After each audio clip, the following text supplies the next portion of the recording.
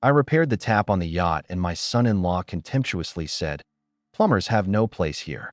He mocked me, considering me a pathetic pensioner on a rented boat trying to look rich. Then I looked him in the eye and said, "This is my yacht."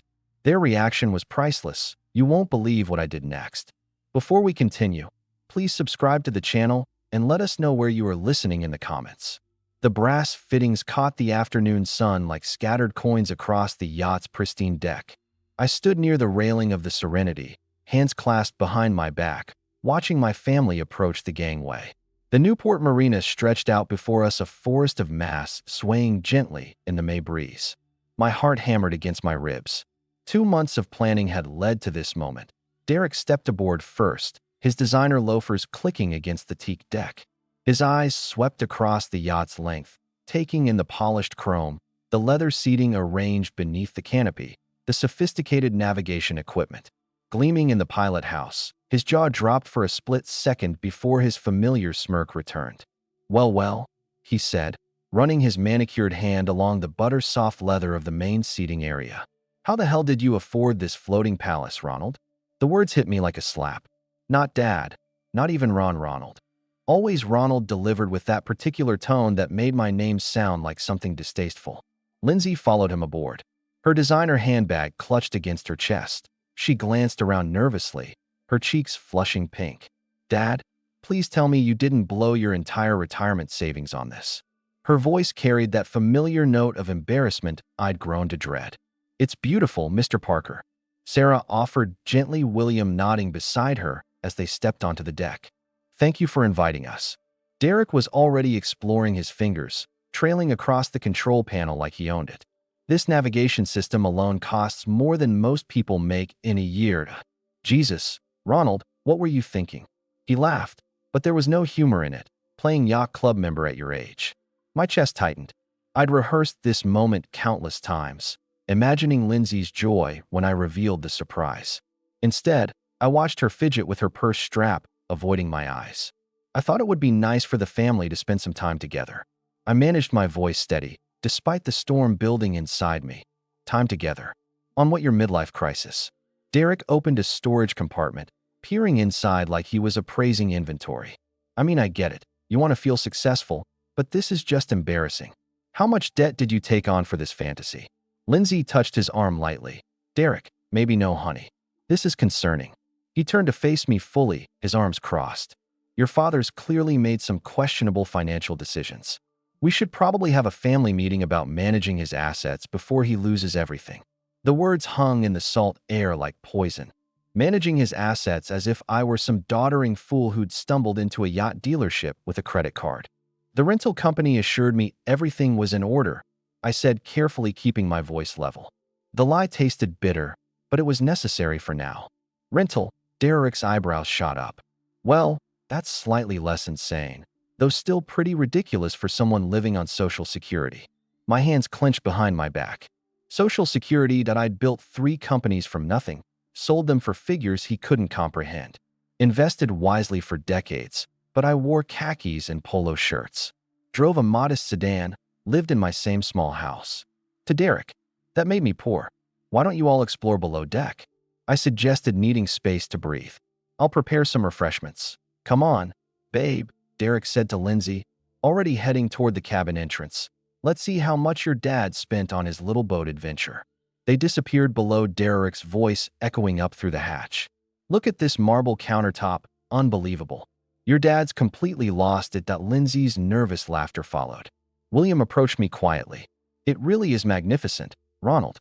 The craftsmanship is exceptional." I nodded, grateful for his kindness, but barely hearing him. From below deck came the sound of Derek opening and closing cabinets. His voice, a constant commentary of disbelief and derision.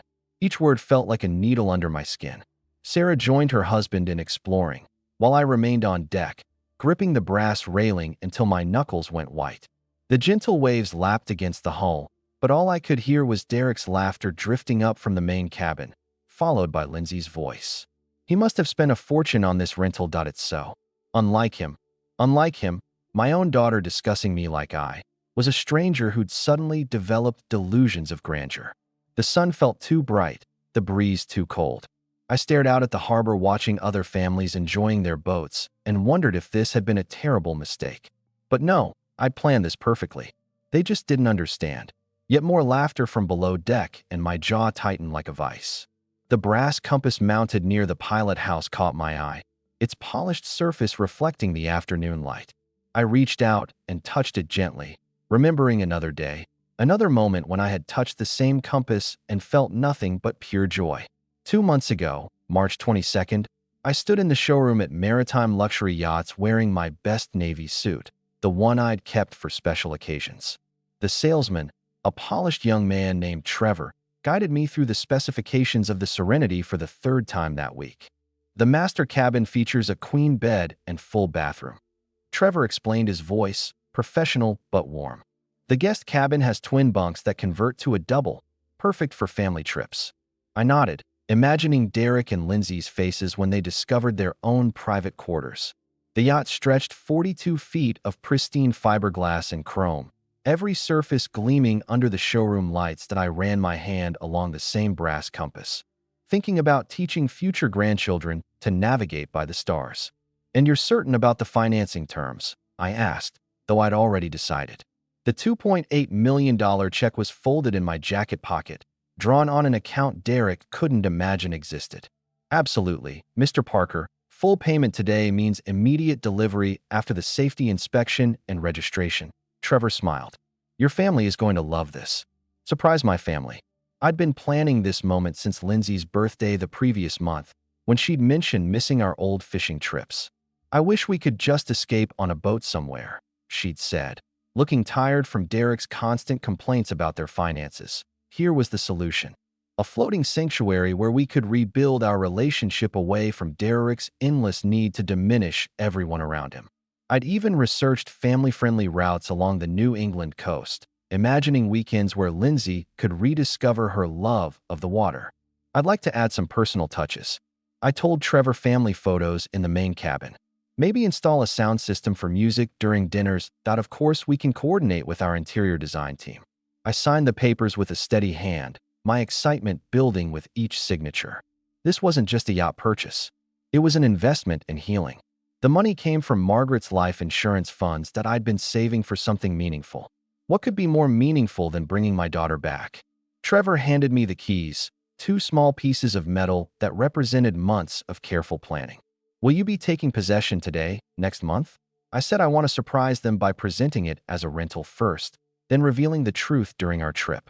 The strategy had seemed brilliant. Then let them enjoy the yacht without the pressure of knowing its true cost. Then reveal the gift when they were already in love with it. I'd imagine Lindsay's tears of joy, her gratitude, maybe even Derek's grudging respect. Standing there in the showroom holding those keys, I'd felt more hopeful than I had in years. My modest lifestyle had served its purpose. Everyone underestimated my resources. The surprise would be complete. "Your daughter is going to be so proud," Trevor had said, shaking my hand proud. Yes, I'd imagine that too. Present moment, I opened my eyes, the memory dissolving like morning mist. The harbor stretched before me unchanged, but everything felt different. Now, below deck, I could still hear Derek's voice, though the words were muffled by distance, and deck planking footsteps approached on the teak deck behind me. I straightened my shoulders, feeling something shift inside my chest.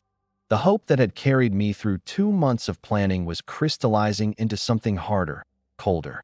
The generous father who'd signed those papers in March was learning a valuable lesson about the nature of gratitude. I turned as my family emerged from below deck, Derek's face flushed with what I now recognized as contemptuous amusement.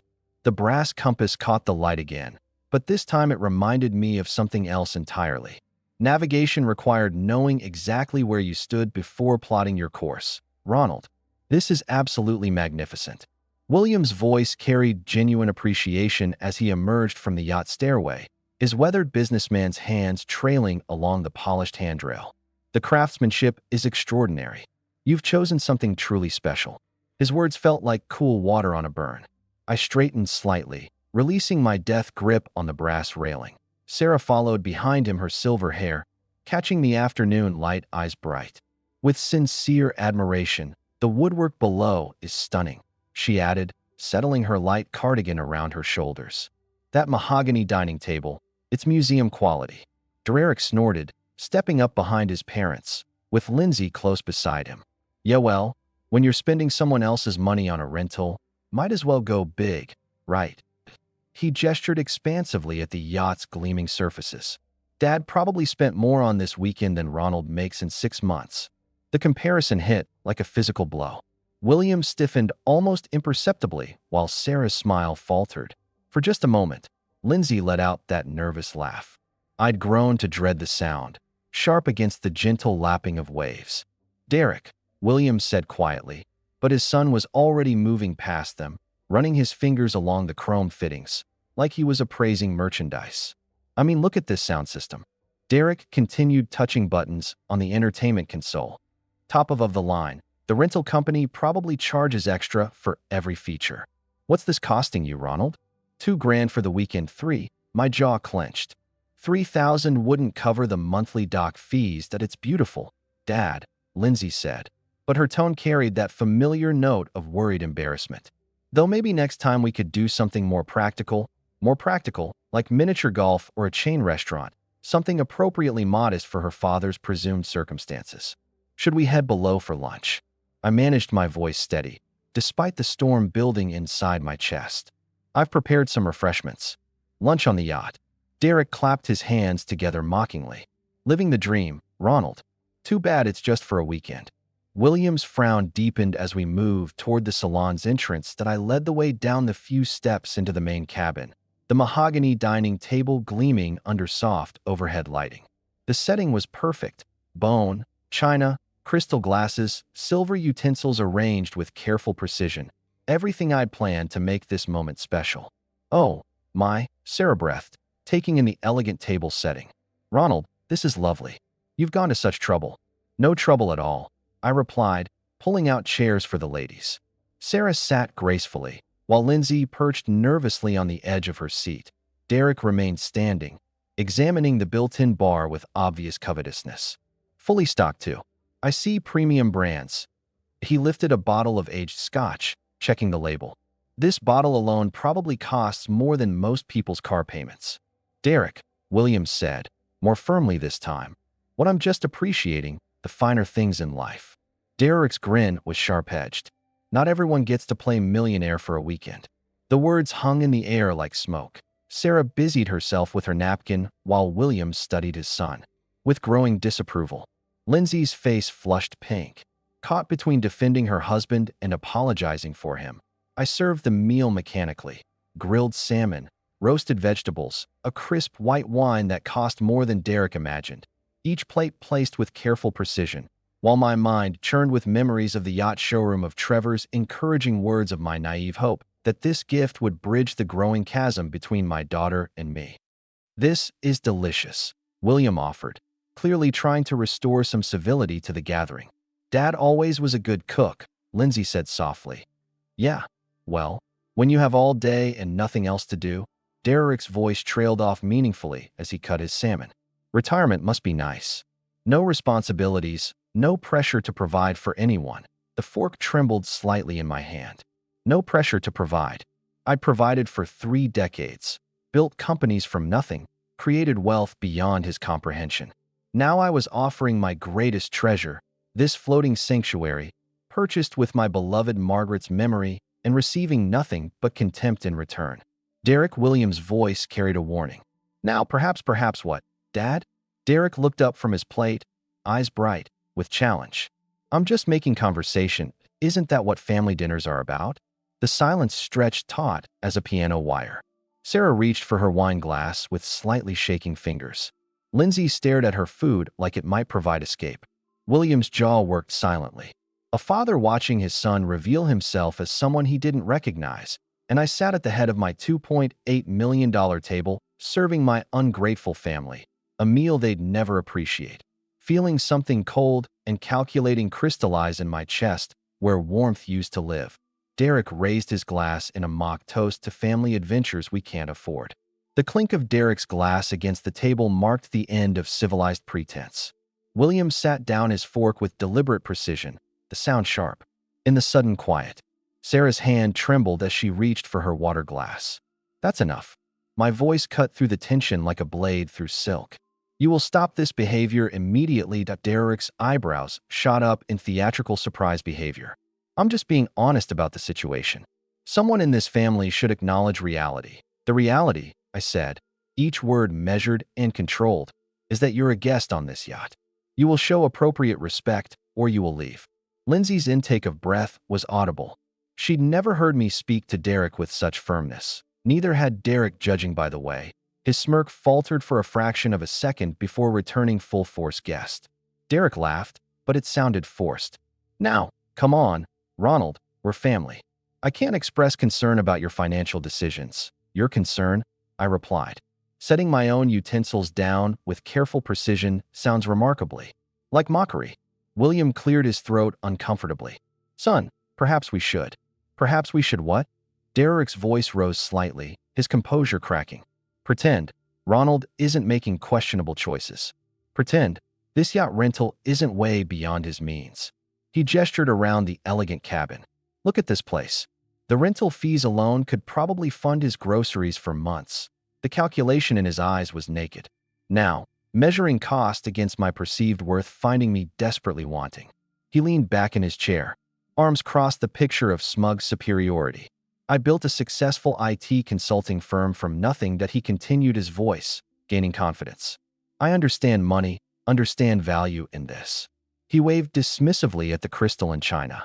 This is someone trying to play in a league where he doesn't belong. Sarah's face had gone pale. William's knuckles were white where he gripped his napkin. Even they could see their son had crossed a line that couldn't be uncrossed. But Lindsay, my own daughter, nodded slightly.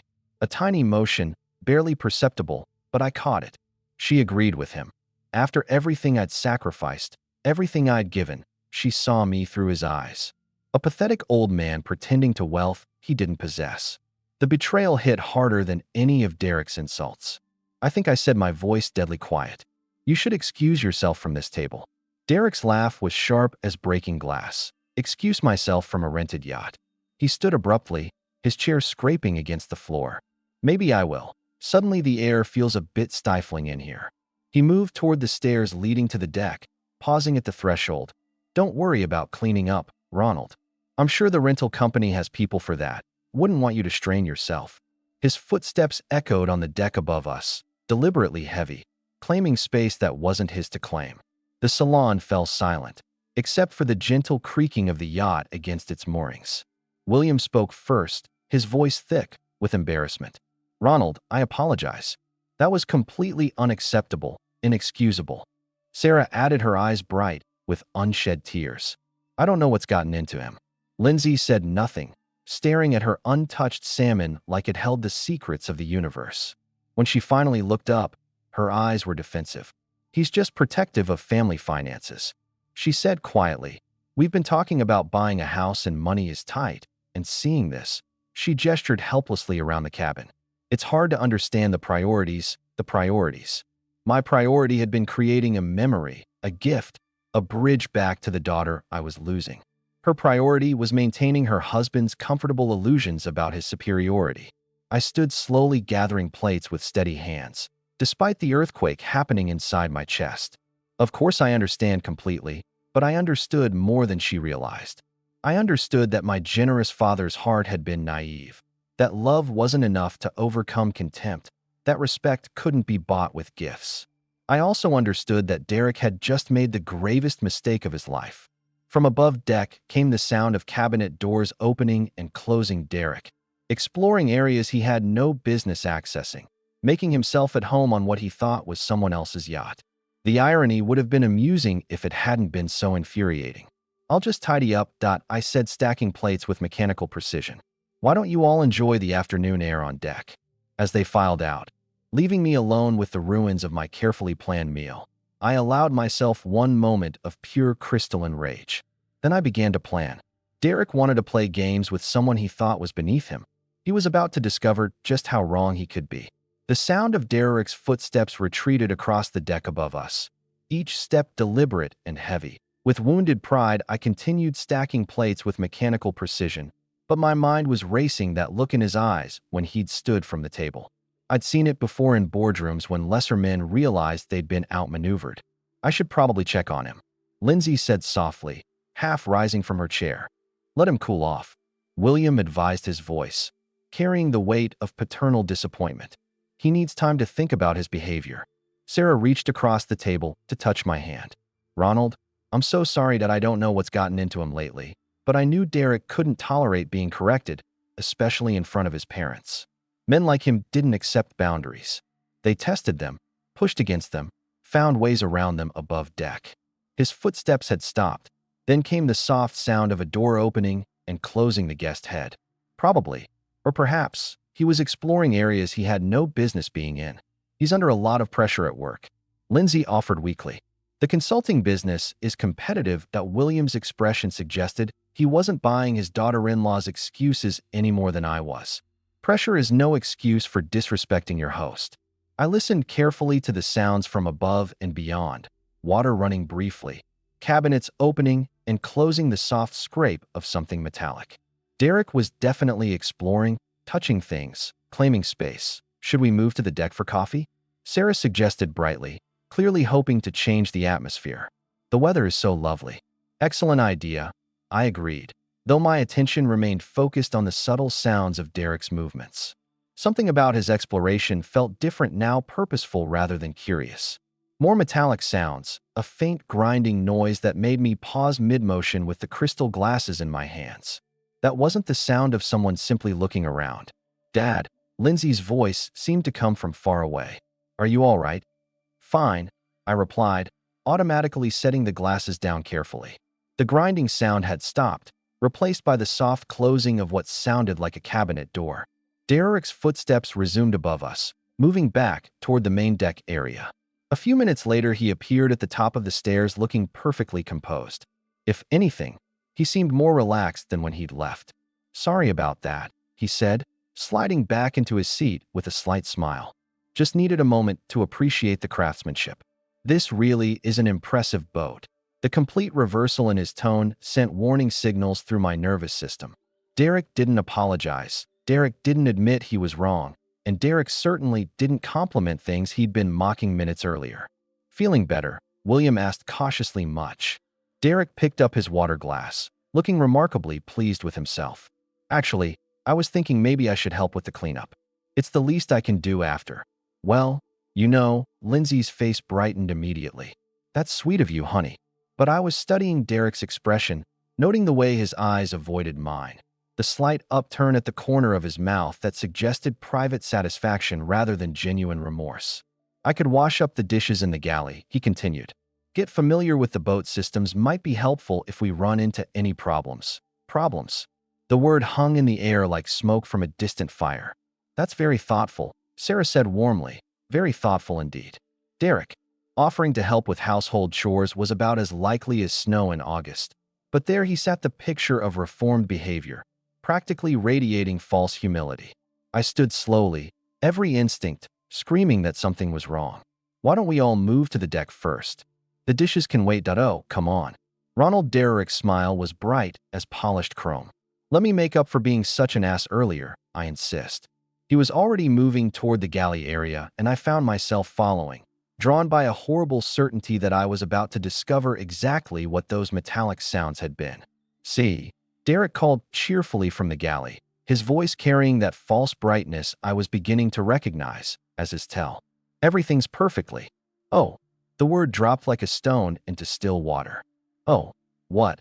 Lindsay asked, moving to join him. That I was already moving past her, something cold settling in my stomach like winter fog. Derek stood at the galley sink, his hand frozen on the faucet handle, water streaming from the tap in an uncontrolled torrent. It seems to be stuck, he said, tugging at the handle with theatrical effort. Won't turn off properly, must be one of those quirky, old boat problems. But I was looking at the base of the faucet where the chrome finish showed fresh scratches, deep gouges that hadn't been there this morning when I prepared coffee. Scratches that could only come from someone using excessive force or the wrong tool. Let me take a look, I said quietly, moving Derek aside. The handle moved stiffly under my grip, the internal mechanism grinding in a way that spoke of damaged parts. This wasn't wear and tear. This wasn't even aggressive use. This was deliberate destruction disguised as an accident. Probably just need some WD-40, Derek suggested helpfully. These marine fixtures take a beating. I knelt to examine the base more closely, running my fingers along the gouged chrome. The scratches formed a pattern consistent with plier marks. Someone had gripped the faucet with considerable force, twisting until something gave way inside. "Dad, can you fix it?" Lindsay asked, genuine concern in her voice. "It's definitely broken," I said, standing slowly. "The internal valve mechanism has been damaged." Derek nodded sympathetically. "Rental equipment, probably gets rough treatment from previous guests. Good thing it happened now instead of in the middle of the night." The casualness of his explanation, the way he immediately shifted blame to imaginary previous renters, confirmed what I already knew. But confronting him here in front of everyone would accomplish nothing except creating a scene. "I should contact the marina," I said carefully. "See about getting a repair technician out here on a Saturday." Derek shook his head. "Good luck with that. You might be stuck with it for the weekend." The barely concealed satisfaction in his voice made my hands clench involuntarily. He was enjoying this, not just the inconvenience he'd caused, but the opportunity to play the helpful, sympathetic family member. While I dealt with rental problems, William approached examining the faucet with a businessman's eye for detail. "That's odd. The damage looks almost deliberate." Derek's smile never wavered. "Salt air is murder on these fittings, probably been corroding for months." But William was frowning. Now his engineer's background, making him see what Derek hoped to hide. "Ronald, this looks like tool marks. See these gouges here? Could be from previous repair attempts," Derek suggested quickly. "You know how it is. Someone tries to fix something themselves, makes it worse." The lie came so smoothly, so naturally, that I almost admired its audacity. Derek was betting that his word as family would carry more weight than evidence that no one would seriously consider. He might deliberately sabotage his host's property. "I'll need to check the boat's maintenance manual," I said finally. "See what the manufacturer recommends for this type of failure." What I actually needed was to check the security cameras I'd had installed last month, high-definition recordings that would show exactly what Derek had done and when. Wanting to help look, Derek offered. "I'm pretty good with technical stuff." "No need," I replied, forcing a smile. "I know where everything is." He shrugged, the picture of disappointed helpfulness. "Whatever you think is best, just trying to pitch in." As the family moved back toward the deck area, Derek lingered for a moment, ostensibly checking that the water was fully turned off, but I caught him glancing around the galley with the satisfied air of someone admiring his handiwork. "Funny how these things happen," he said conversationally. "One minute everything's fine. The next minute you've got a repair bill." The threat was subtle but unmistakable. This was just the beginning. Derek had discovered he could damage my property with impunity. Safe in the knowledge that his family connection protected him from suspicion, he was about to learn how wrong he could be. I waited until the others were settled on deck, their voices drifting down through the open hatches. Then I moved quietly toward the navigation station, where the security system controls were hidden behind an innocuous panel. Derek wanted to play games that he'd just challenged someone who'd been playing at a professional level while he was still learning to tie his shoes. The navigation room was tucked behind the main cabin, a compact space lined with electronic equipment that most guests never saw. I slipped inside, quietly closing the door behind me. With a soft click, the multiple monitors came to life at the touch of a button, their screens flooding the small space with blue-white light. 0.8 camera feeds displayed the yacht's interior and deck areas in crisp high definition. I'd had the system installed last month, after reading about yacht thefts in the marina, a precaution that was about to pay dividends in ways I'd never imagined. My fingers moved across the control panel with practiced efficiency, scrolling back to 3:50 p.m. The timestamp in the corner read 155023. When Derek first appeared on camera 3, the one covering the guest head and galley area. There he was, stepping into frame with that same casual confidence he displayed all afternoon. At first his movements were perfectly normal, opening cabinet doors, examining the yacht's amenities, with the entitled curiosity of someone who believed everything belonged to him. Then he approached the faucet. I leaned closer to the monitor, watching Derek test the handle with gentle pressure. The faucet worked perfectly, water flowing smoothly. When he turned it on, stopping cleanly. When he turned it off, he knew it worked. He knew there was nothing wrong with it. What happened next made my blood run cold. Derek glanced toward the door, confirming he was alone.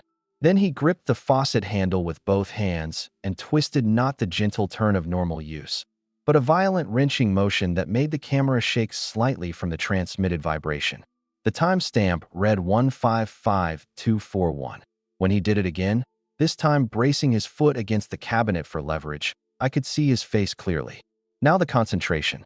As he applied maximum force, the slight smile of satisfaction when something gave way inside the mechanism. He tested his handiwork, watching water stream uncontrollably from the broken fixture. Perfect, exactly the kind of accident that would embarrass his host and prove his point about inferior rental equipment. But Derek wasn't finished. Camera caught him opening drawers, searching till he found a dish towel to wipe away any metal shavings from his forced entry. He even ran his finger along the base of the faucet, checking for evidence of his sabotage. The methodical cleanup told me everything I needed to know about Derek's character. This wasn't an impulsive act. It was calculated vandalism designed to humiliate me in front of my family. At 155412, he stepped back to admire his work, that satisfied smirk spreading across his face like oil on water. He'd found the perfect way to put the presumptuous old man in his place.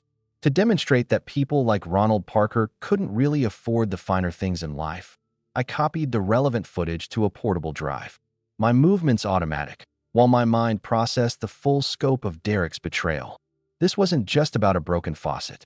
It was about respect, about boundaries, about the fundamental contract between guest and host. From the dining area came the sound of Derek's voice, artificially concerned. I hope Ronald isn't having too much trouble with that boat problem. These old rentals can be tricky old rentals. He was already spinning the narrative, painting me as someone foolish enough to rent a yacht beyond his means, someone who should expect problems with equipment he couldn't afford to buy. The irony would have been amusing if it weren't so infuriating. I ejected the drive and slipped it into my pocket. The weight of it surprisingly substantial for something so small. Evidence, proof, the kind of documentation that turned accusations into facts. Derek's voice drifted down from above. Maybe I should go check on him, offer to help. The false concern in his tone made my jaw clench.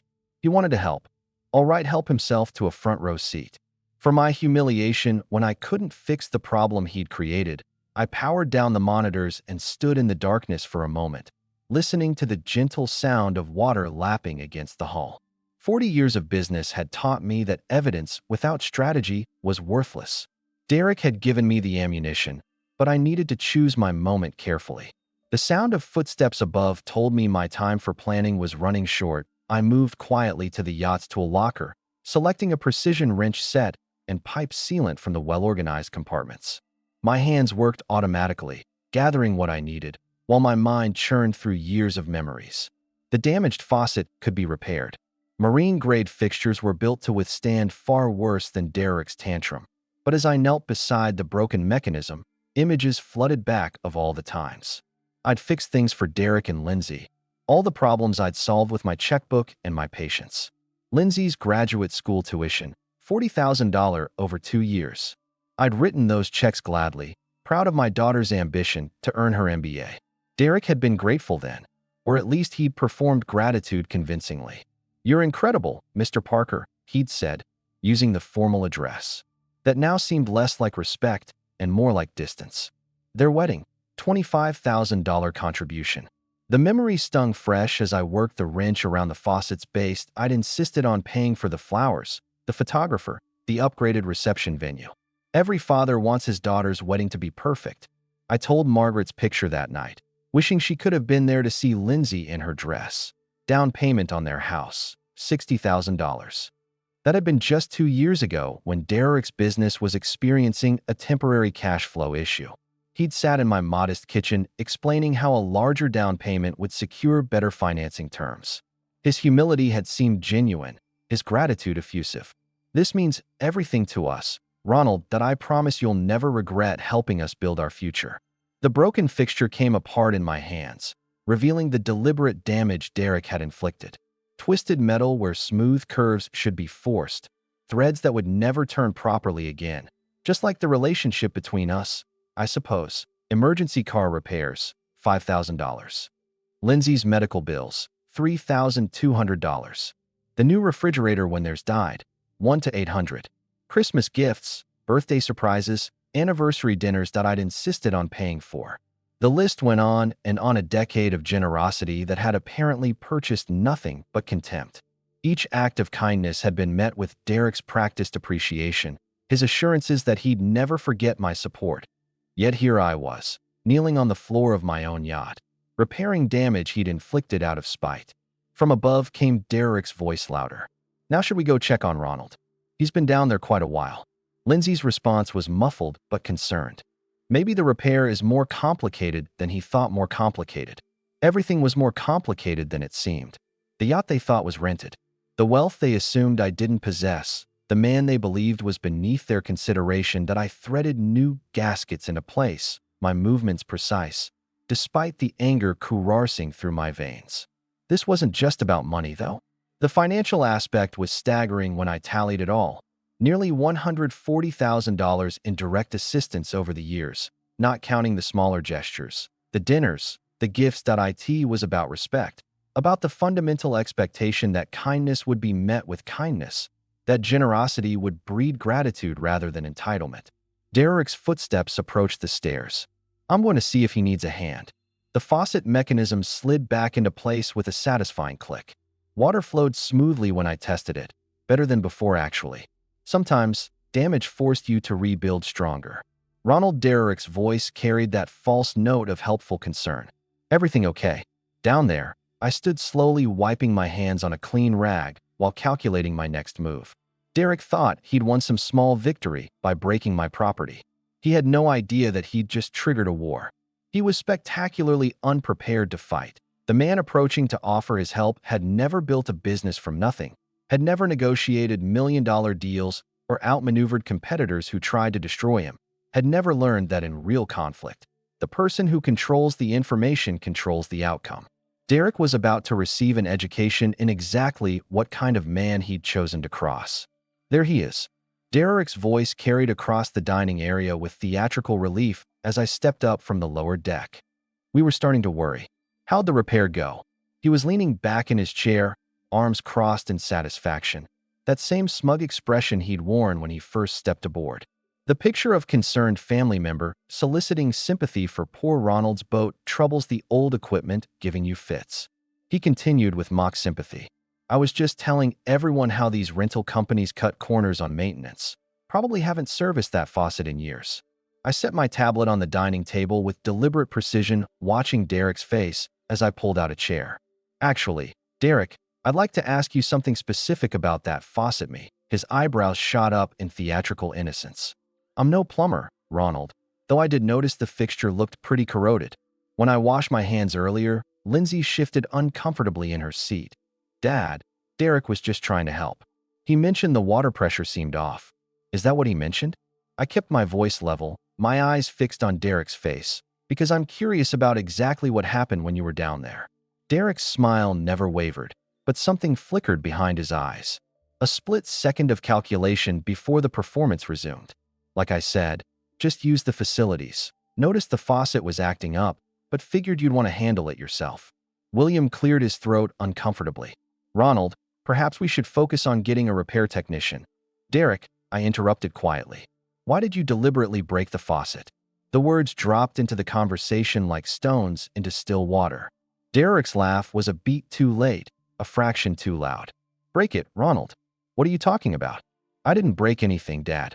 Lindsay's voice carried a warning edge. "That's a serious accusation. Derek would never, wouldn't he?" I reached for my tablet, powering it on with steady fingers, because I have some footage that might interest everyone. Derek's confidence faltered for just a moment. A micro-expression of concern before the mask snapped back into place. "Footage? What footage?" "The yacht has a security system," I said calmly, watching his face drain of color. 8 cameras, high definition with audio recording, very thorough coverage. The silence stretched like a taut wire. Derek's Adam's apple bobbed as he swallowed hard, but his voice remained steady. "Well then, you'll see exactly what I told you. I used the bathroom, noticed a problem with the faucet, and came back up. We'll see." I agreed, opening the video application. "Let's all take a look together." Sarah leaned forward anxiously. "Ronald, surely this is unnecessary?" No, William said firmly, his businessman's instincts, recognizing something important was happening. Let's see what the cameras show. I touched the screen, scrolling to the timestamp 155023. Derek appeared in perfect clarity, stepping into the guest head, with that casual confidence I'd come to despise. There you are, I said conversationally. Saturday, May 17th, 3:50 p.m., just after you left our table. Derek's jaw tightened as he watched himself on screen, but his voice remained defiant. So you can see I'm just using the facilities on screen. Derek approached the faucet and tested it gently. Water flowed perfectly when he turned it on, stopped cleanly when he turned it off. The fixture worked flawlessly. Interesting, I observed. The faucet seems to be functioning normally. Lindsay leaned closer to the screen, her brow furrowed in concentration. I don't understand what we're supposed to be seeing. Keep watching, I suggested, my finger hovering over the play button. The interesting part is coming up. Derek shifted in his seat, his earlier confidence cracking around the edges. This is ridiculous. You're making a mountain out of a molehill over a simple plumbing problem. But his eyes never left the screen, and I could see the exact moment. He remembered what was about to happen, what the cameras had captured, what his arrogance had made him forget in his moment of vindictive satisfaction. The timestamp here shows 1552.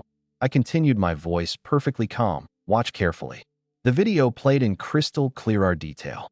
8 cameras worth of evidence about to destroy Derek's comfortable world of lies and assumptions.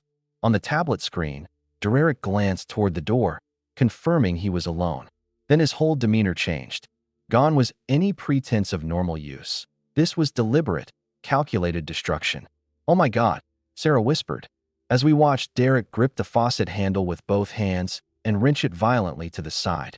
The audio was crystal clear, the grinding of metal under excessive force, the sharp crack when something gave way inside the mechanism. Derek's satisfied grunt as he felt the fixture break beneath his hands. Derek, William's voice cracked like a whip. What the hell are you doing? On screen, Derek wasn't finished. He braced his foot against the cabinet for leverage, applying even more force until the internal valve mechanism snapped completely. Water began streaming uncontrollably from the broken fixture. Lindsay's hand flew to her mouth. This can't be. But there was no denying what we were all seeing. Derek stepped back from his handiwork with unmistakable satisfaction, that same smug smile he'd worn when he returned to the table. He even ran his finger along the base of the faucet, checking for evidence of his sabotage. The timestamp shows 1554, that I said quietly. You spent 4 minutes deliberately destroying my property. Derek's face had gone chalk white. There's an explanation? I was trying to fix it. When it fixed what? William's voice was deadly quiet. The footage clearly shows it working perfectly. Before you touched it on screen, Derek was wiping away metal shavings with a dish towel, methodically cleaning up evidence of his sabotage. His movements were careful, practiced, the actions of someone who knew exactly what he'd done and wanted to hide it. You even brought a towel to clean up, I observed. Very thorough. Lindsay was staring at the screen in shock. Derek, how could you? This is Dad's rental that he'll have to pay for damages. The irony of her words, protecting me from financial responsibility for damage to my own yacht, would have been amusing. Under different circumstances. Derek's confident mask had completely crumbled.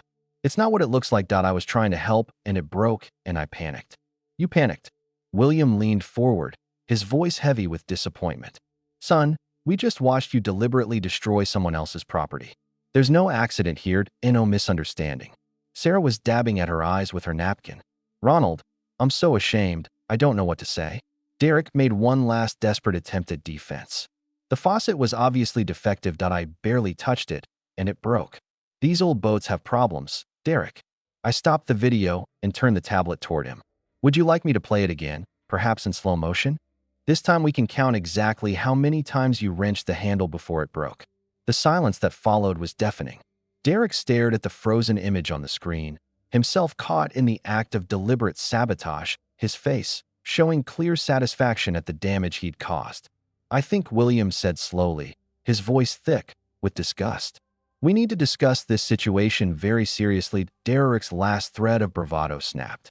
Fine. Yes, I broke the damn faucet, but can you blame me? Ronald's been acting like some kind of yacht club millionaire.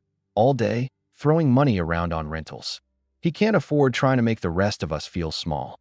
The admission hung in the air like poison gas. Even Derek seemed shocked that he'd finally said it out loud.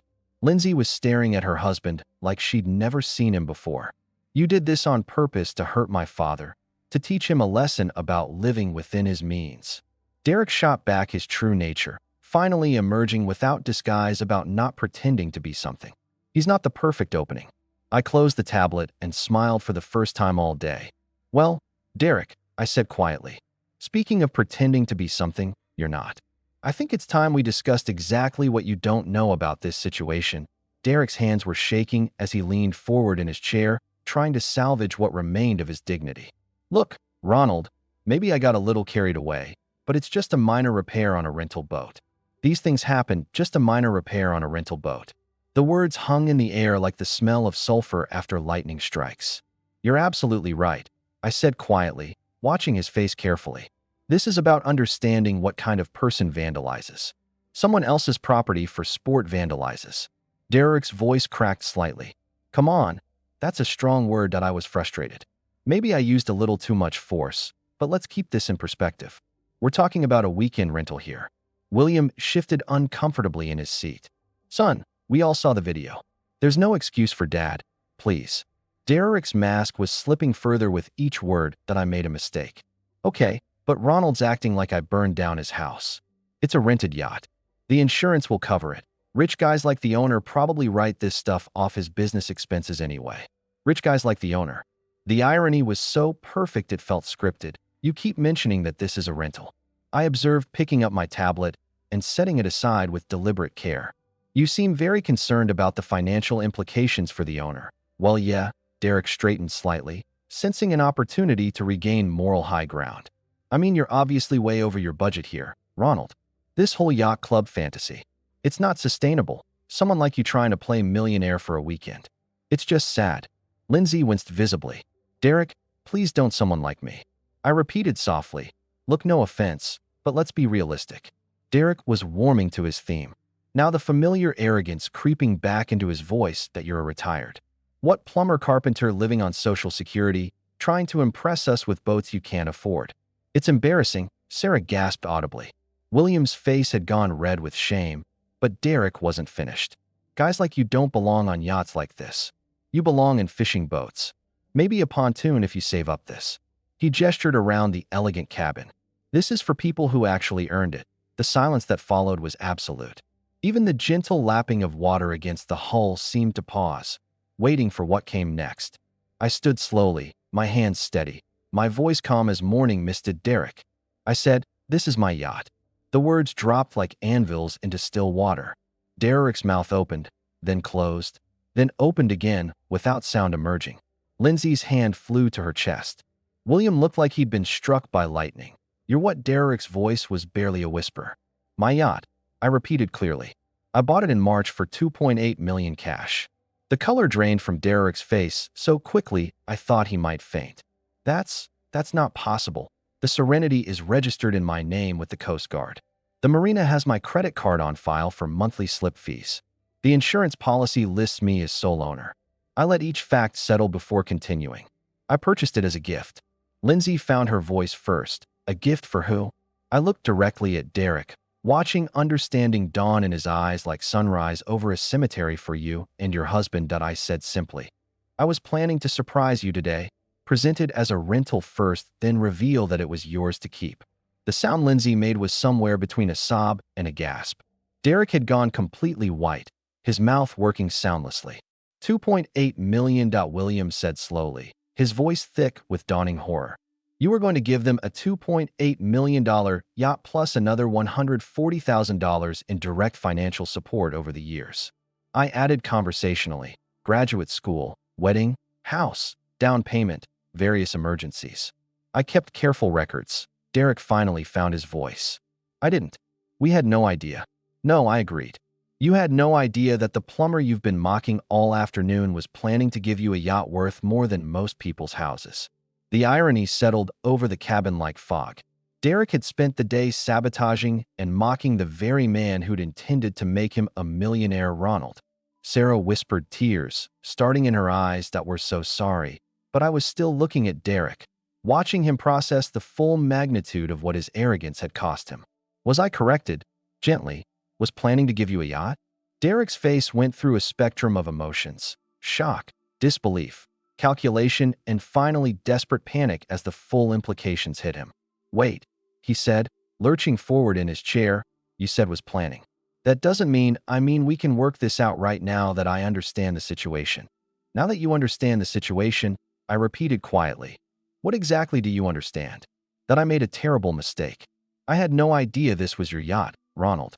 If you'd known I owned it, you would have treated me with respect that I let the question hang in the air. But since you thought I was just some poor retiree playing above his station, disrespect was acceptable. Derek's mouth opened and closed like a fish gasping for air. Beside him, Lindsay was staring at her hands, finally beginning to understand the choice she'd made between her husband and her father. That's not what I meant, Derek stammered. The stress of work and seeing you spend so much on a rental. When what? William interrupted, his voice sharp with disappointment. When you decided your father-in-law needed to be taught a lesson about his place. Sarah was dabbing her eyes with a tissue. Derek, how could you do this? Ronald has been nothing but generous to this family. I know that. Now Derek's voice cracked with desperation. But we can fix this, right? I'll pay for the faucet repair, hell. I'll pay for a complete renovation of the galley that we can put this behind us. I walked to the yacht's large window, looking out at the peaceful harbor where other families were enjoying their boats without sabotage or disrespect clouding their afternoons. The faucet is already repaired, I said calmly. Took about 20 minutes. Marine fixtures are built. Tough they have to be to withstand the kind of deliberate abuse you inflicted. Then, what's the problem? Derek's voice carried a note of desperate hope. No harm, no foul, right? That I turned back to face him. The problem, Derek, is that you revealed exactly who you are. When you thought I was vulnerable, when you believed I was beneath you, you chose cruelty. That's not a faucet problem. That's a character problem. Lindsay finally looked up from her hands. Dad, I know Derek was wrong, but what, sweetheart? I asked gently, but I should overlook deliberate sabotage because he apologized after getting caught. But I should ignore years of subtle disrespect because he promises to do better now that he knows I have money. She had no answer for that. None of them did. The yacht remains mine. I continued. The gift offer is permanently withdrawn. Derek, I think it would be best if you and Lindsay gathered your things and left. You can't be serious. Derek protested over one stupid mistake. William's voice was incredulous. Son, you deliberately vandalized a man's property after he invited you aboard as a guest that you've spent the afternoon mocking and belittling him. Even now, you're more concerned about losing a gift you never knew existed than about the hurt you've caused. Derek looked around the table seeking support. That wasn't there. Even Lindsay couldn't meet his eyes. Fine, he said, finally standing abruptly. Come on, Lindsay, let's get out of here. Lindsay stood slowly looking, torn between following her husband and staying with her father. Dad, you made your choice clear today, that I said softly. I hope it was worth it. As Derek and Lindsay gathered their belongings and headed toward the gangway, William approached me. Ronald, I can't begin to express how ashamed I am of my son's behavior. If you'd prefer us to leave as well. Absolutely not, I said firmly. You and Sarah have shown nothing but respect and grace. Please stay. Let's enjoy the rest of this beautiful afternoon as it was meant to be enjoyed. Through the window, I watched Derek and Lindsay walking down the dock toward the parking area, Derek gesticulating angrily while Lindsay walked in silence. They looked small against the backdrop of the harbor. Diminished by their own choices, Sarah joined William and me at the window. Do you think they'll be all right? Derek will land on his feet. I said men like him always do. As for Lindsay, I sighed. She'll have to decide whether she wants to build a life with someone who destroys bridges out of spite. William poured 3 glasses of wine from the bottle we'd opened earlier to character. He said simply, to character, Sarah and I echoed. As the sun moved lower toward the horizon, painting the water in shades of gold and amber, I felt something I hadn't experienced in years, perfect peace. Justice had been served not through revenge, but through natural consequences. Derek had destroyed his own inheritance with his own hands, just as surely as he destroyed that faucet. The brass compass caught the afternoon light, one more time, pointing true north. As always, if you like this story, please like this video, subscribe to the channel, and share your impressions of this story in the comments. To listen to the next story, click on the box on the left.